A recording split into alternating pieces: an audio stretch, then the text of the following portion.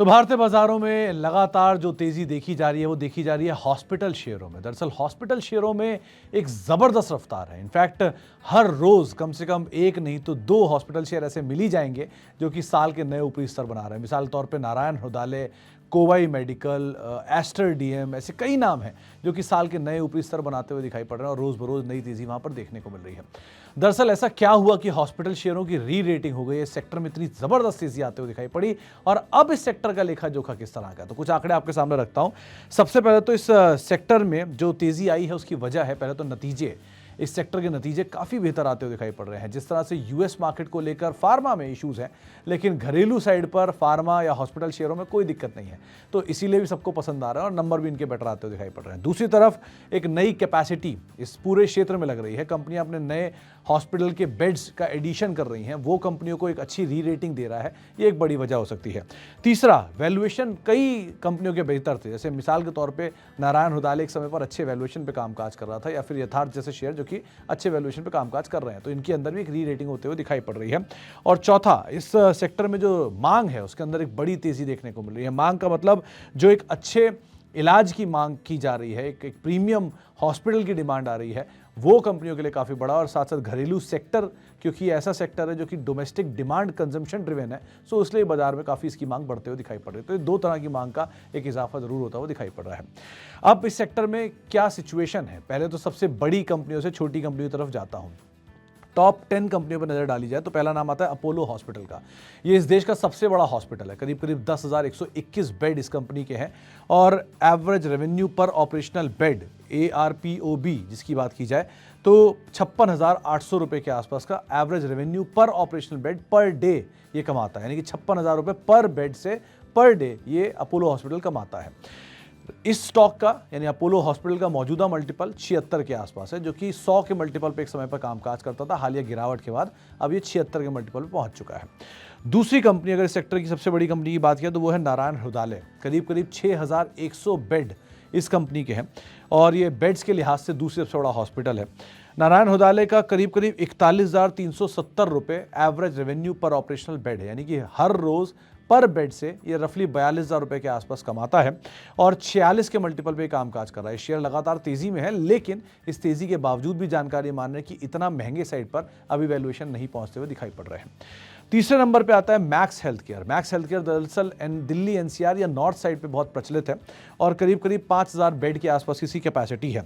Beds के लिहाज से ये देश का तीसरा सबसे बड़ा हॉस्पिटल है और करीब करीब 77,000 रुपये ARPOB है, यानी कि सबसे ज़्यादा इस पूरी इंडस्ट्री में अगर कोई भी पर बेड के हिसाब से कमाता है तो वो मैक्स है, 77,000 रुपये पर डे के हिसाब से और करीब करीब 108 के मल्टीपल पे कामकाज कर रहा है। क्योंकि ये एवरेज रेवेन्यू भी सबसे ज़्यादा कमाता है, इसीलिए बाजार को सबसे ज़्यादा वैल्यू भी देता है।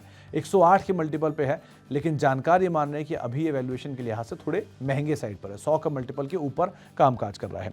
फिर बारी आती है एस्टर डीएम की। एस्टर डीएम हाल में ही बढ़िया तेजी आती हुई दिखाई पड़ रही है। 4,870 बेड्स के आसपास की कुल कैपेसिटी है और 45,500 रुपया पर बेड पर डे ये कमाता है, एवरेज रेवेन्यू पर ऑपरेशनल बेड, और 99 के PE पर ये स्टॉक कामकाज कर रहा है। हालांकि ये स्टॉक महंगा जरूर है, लेकिन एक बड़ा इंटरेस्टिंग गेम चेंजर ये है कि इस कंपनी ने हाल में एक बड़ा एक्विजिशन किया है और वो एक्विजिशन पूरा होने के बाद एस्टर डीएम इस देश का दूसरा सबसे बड़ा हॉस्पिटल बन जाएगा बेड्स के लिहाज से। इसीलिए बाजार उसको पहले से सेंस कर रहा है और एक अच्छी तेजी यहाँ पे आते हुए दिखाई पड़ रही है। तो उस लिहाज से आप नजर रखिए।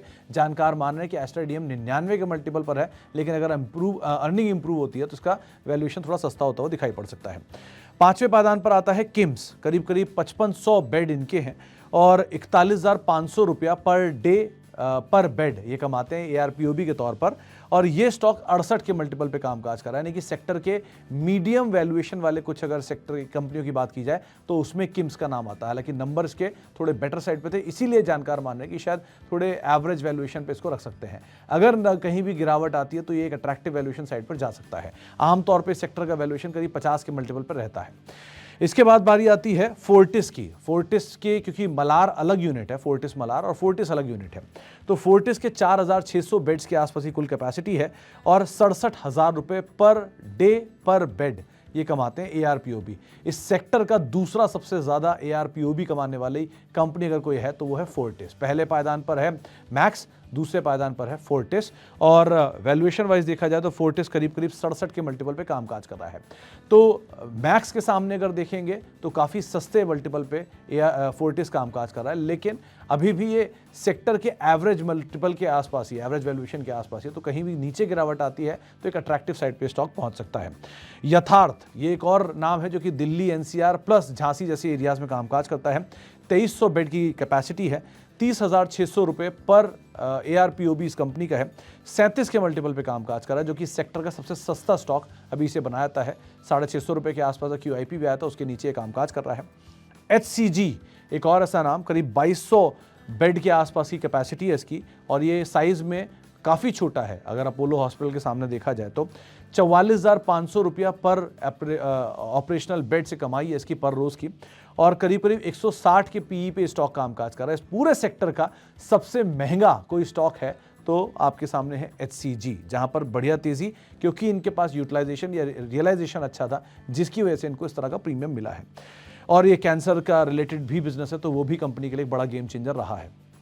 शैल्बी 2062 बेड्स की कैपेसिटी है, करीब 43,000 रुपये पर डे पर बेड की इसका ARPOB है, और 65 के मल्टीपल पे कामकाज कर रहा है, यानी कि थोड़ा मीडियम साइड पे ही कामकाज करते हुए।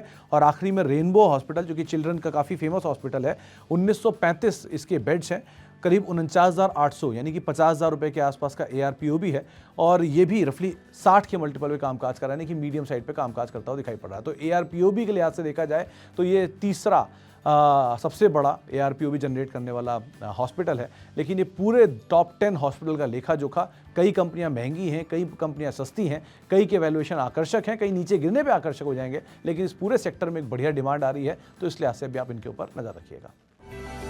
इस सिप से तो नींद टूटती है, लेकिन केवल जागना नहीं, आगे भी तो बढ़ना है। उसके लिए चाहिए एक और सिप। हर महीने छोटी छोटी रकम के इंस्टॉलमेंट यानी सिस्टमैटिक इन्वेस्टमेंट प्लान से शुरू कीजिए निवेश। लेकिन पैसे बढ़ाने वाली कौन सी सिप आपके लिए रहेगी अच्छी? म्यूचुअल फंड सिप से जुड़े हर सवाल का जवाब मेरी सिप मेरा सवाल। सोमवार से शुक्रवार 4 बजे मिलेंगे हम सिर्फ मनी 9 पर।